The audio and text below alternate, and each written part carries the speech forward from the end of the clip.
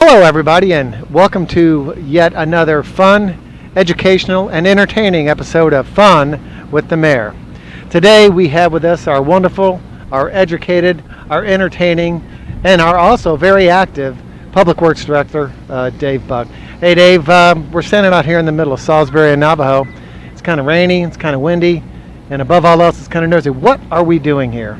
Well, we're tearing out the old road. We are here at the intersection of Salisbury and Navajo. Actually, not just at the intersection of Salisbury and Navajo, at the new intersection of Salisbury and Navajo. This is an intersection that just a few short months ago was in dire need of repair. And we are now kind of doing, as we'd like to call it, a post interview about what's taking place here. And what is taking place here? Well, ladies and gentlemen, it is another fun and entertaining episode of Fun with the Mayor. With me this afternoon, we have the wonderful and prosperous Public Works Director, Mr. Dave Buck. Dave, you're the guy that's been in charge of this thing. Obviously, just like I said earlier, a few short months ago, this was nothing more than something that needed to be fixed. Why don't you go ahead and give us just a brief understanding of what it was and what it is right now? Well, back at the beginning of June, we were over there on the other side of the street looking at the beginning of the demolition on that side. They got that work completed, that side put back together.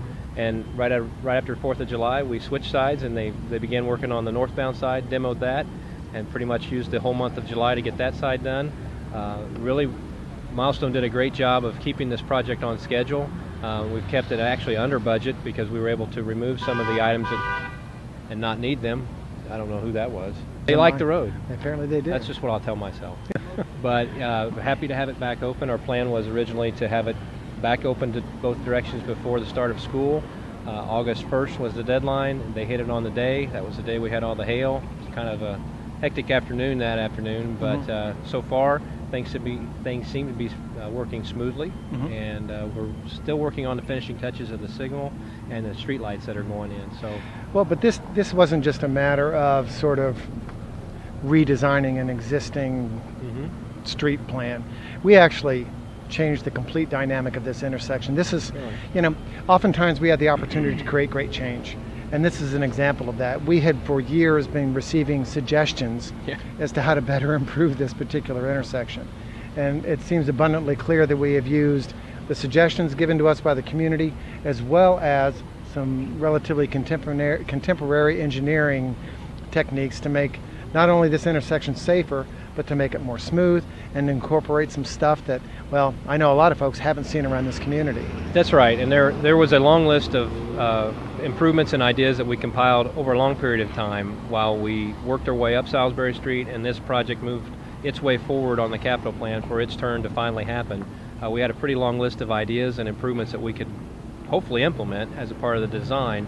I think we've accomplished a great many of those, at least the ones that we felt comfortable doing and that were achievable or affordable.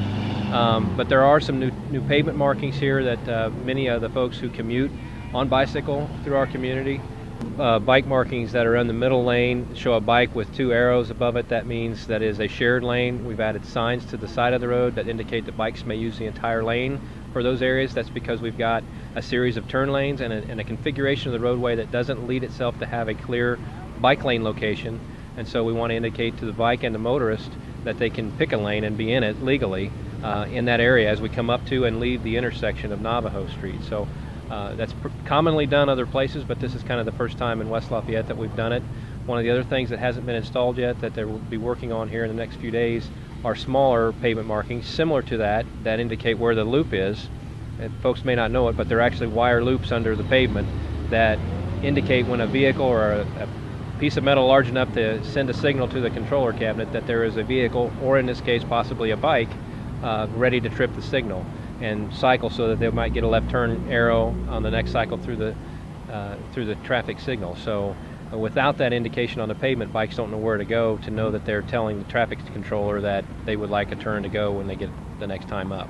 And I think that's important to mention. We're not only structuring some of these new designs for vehicular traffic, but we're also concerning ourselves with pedestrian traffic, bicycle traffic, and obviously making sure that it's completely ADA compliant, correct? Yep. Yeah, there are nice wide sidewalks that comply with ADA, not just along the sidewalk, but through the driveways as well. ADA ramps, the signal buttons are in the proper locations so that anyone that's in a wheelchair can reach them, so they meet those requirements. And there have been drainage improvements, there have been vehicular, we didn't talk about the bump in the road, but it's gone. That's coming next. Talk to me about the bump in the road, buddy. Well, we raised the intersection up, and at first when we got halfway done, a lot of people asked me, why does it look like such a roller coaster?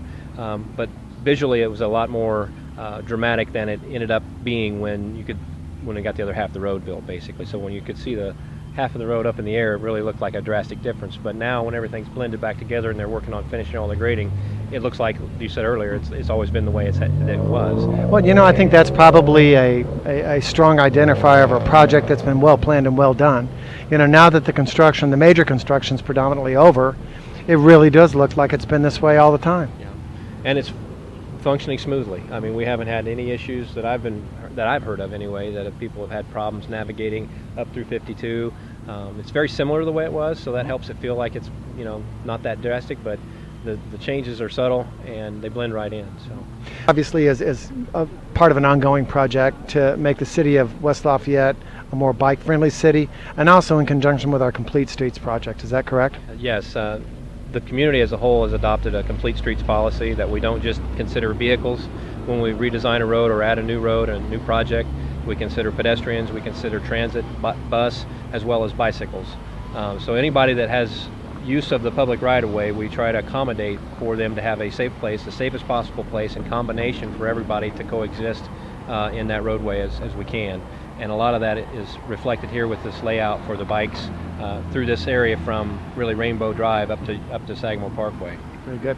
The shared lanes are where the bike will be, basically where the turn lanes begin, the shared lanes begin, and that's because there's not room to also have a dedicated bike lane in each one of those turn lanes and straight lanes, through the intersection. So there's only so much real estate that we have to work with to fit the road in. We've added wide sidewalks, we've added buffers behind the curb for safety, and then we've provided enough traffic lanes for the various turning movements, but they are narrow lanes, so that will help folks slow down and not feel as comfortable to just fly through the intersection at 35 or 40 miles an hour. They're going to feel more restricted and slow down, so that there's more reaction time for everybody and there's more availability for gaps for bikes and pedestrians to cross the street and use the right-of-way too. And one of the big things I think that we need to make sure that everybody recognizes, this is not just a matter of obeying the rules of the road. It's a matter of, in the infamous words of Aretha Franklin, RESPECT. And what is that, Dave? Respect. Okay, the guy's an engineer and a Purdue grad for a reason. Talk to me about the right turn on red. Well, that was one of the things that was on our list of things to accomplish and improve with the overall project. The geometry, the way that the intersection used to be, and as well the signal configuration with the various turn lanes and everything, required those signs to be up because legally we didn't have the proper sight distance to allow somebody to turn right on red, or the lane configuration to do that. Now with this redesign, we've done it so that those signs aren't necessary. You can legally turn right on red from the various directions that you're going. So that was one of the things that we got a lot of comments on, and that's gone now. So. Okay. Well, and if we can, just real quickly, let's just summarize what's different about this intersection now as compared to the way it was 2 months ago. Well, lots of things. Well, let's talk about, and this is from the perspective of, Joe car driving guy. Sure. One of the biggest things that the guy driving the car is going to notice is that the travel lanes feel a little bit narrower. There's some of the new pavement markings for the shared lanes, Sharrow markings. There's signage for those shared lanes. The turn lanes are a little bit longer. There's more room in the turn lanes. And I hope everybody notices as we go forward and we start seeing traffic come back to normal Purdue and Session levels, that we get better traffic progression between Sagamore Parkway and Navajo Street on the afternoon, and both in the morning and afternoon, I should say. The traffic will back up in the block between Sagamore and Navajo. And now the signals are on the same fiber connection. The controllers talk to each other and they count traffic 24/7. So as we gather data, we can then continue to improve the timings based on the day of the week, the time of day, and what season of the year we're in, so that we can have multiple settings for the signal and it will operate much more efficiently through those very heavy times during the afternoon especially. So. Okay, now from the perspective of a bike rider, a bicyclist, now that he comes to this intersection, he basically has more direction insofar as options that he can use.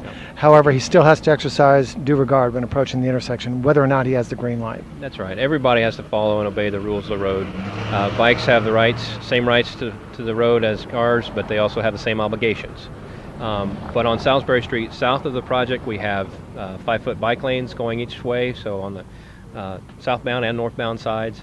And then through the project, we've provided the shared lane as well as the signage to allow bikes to take over the lane that they need to be in. If they're intending to go straight, they can signal and get in the straight lane. If they want to make a right or left turn, then they can use the hand signal and get into those turn lanes and become a traveling member of that traffic lane. So in essence, somebody that's heading southbound on Salisbury, if they're on a bicycle, they bump into the middle lane where the share indicates that's permissible, and then get back into the far right-hand lane when instructed to do so as well, correct? When they get to the bike lane, they can get into the far right-hand bike lane, yeah. And then for our vehicular drivers, the car drivers, they need to be aware that bicycles will be sharing the lane with them, Yep. and exercise due regard as well, correct? That's right, yeah. Everybody slow down. So does that technically make me a certified traffic engineer now? No. Rats. Okay. Well, the intersection is about as close to completion as you can get without being there. There's some changes here, and the citizens of West Lafayette, and for that matter of fact, anybody that's going to be traversing these roads needs to be aware that we now recognize our bicyclists. The lanes need to be shared, and we need to use due regard when entering this intersection. Would that be correct? Yep. Couldn't have stated it better myself. Well, there you have it, folks. Another fun and informative episode of Fun with the Mayor. Do you dance like that at home? Yeah. Oh man, I you don't poor dance. guy. That's abundantly clear. Glad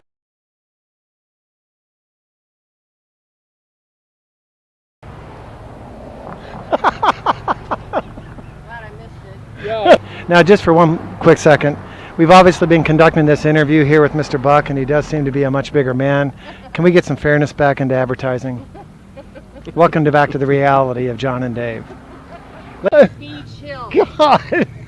Okay. Wait till you see this. Buck. Oh man, you're gonna flip go. out. I got to leave now.